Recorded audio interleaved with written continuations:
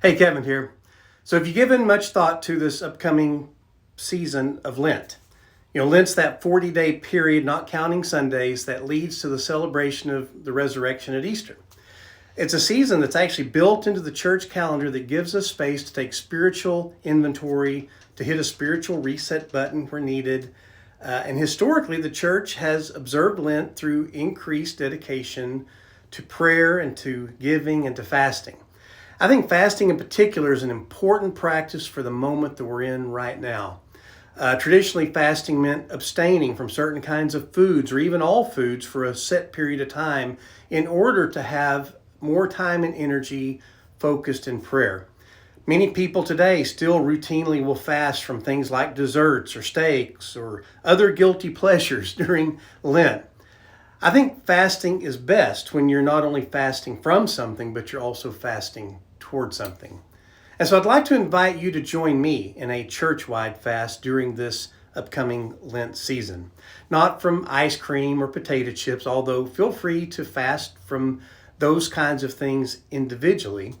The fast that I believe the Lord is calling us to in this season is a fast from media, news media, social media, like the whole media spectrum. Now, I know one objection is like, how are we going to be informed about important world events, right? Well, the truth is that most of the time we're typically far more informed about events than we probably really need to be. I promise, right? If war breaks out somewhere in the U.S., you're going to find out about it in a timely manner. The reason for this fast is something I shared last Sunday. Sociologists have long been aware of this phenomenon that they call outrage fatigue. Outrage fatigue is a state of emotional depletion and chronic stress caused by repeated exposure to injustice, violence, corruption, and just crises in general, all of it leading to feelings of exhaustion, cynicism, apathy, and hopelessness. Now, does that sound like anything going on in the world right now? The truth is that news today is not really news as it was traditionally understood in the past. What we call news today, more often than not, is news entertainment.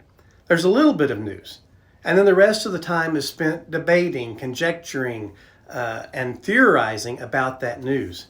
See, media companies have learned that what keeps us tuning back to their programming, and therefore which allows them to continue to sell expensive advertising spots, is the feelings of fear or anger that they can produce in us in their news service. And social media cashes in on the same thing. It relies on sophisticated algorithms to make sure that the things that get your attention, regardless of your political spectrum, are what you're going to consistently see in your feed. My friend actually said this is a phenomenon called doom scrolling, where it's just you're continually scrolling through bad news, right? It's an apt description. And so if you're struggling with apathy or hopelessness, or like me, you just experience a lot of cynicism, I want to invite you to join me during Lent in a fast from media and toward a healthier mental state. My expectation during this time is that we're going to discover again that the gospel truly is the hope of the world and in our own lives as well. And so I'm going to be making one concession during this time, is that we're going to still post on our church Instagrams and Facebook pages events and reminders.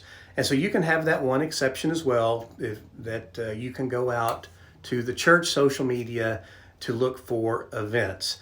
We're going to especially make sure during this time that we're pushing things out to our Church Center app. So it'd be a good idea to download that if you haven't done that and get connected.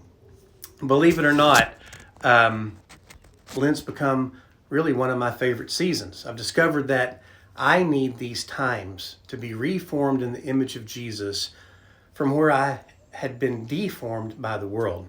And so we're going to kick off the season with our Ash Wednesday service at 6 o'clock on February 18th. I would love it if you would join me for that short service.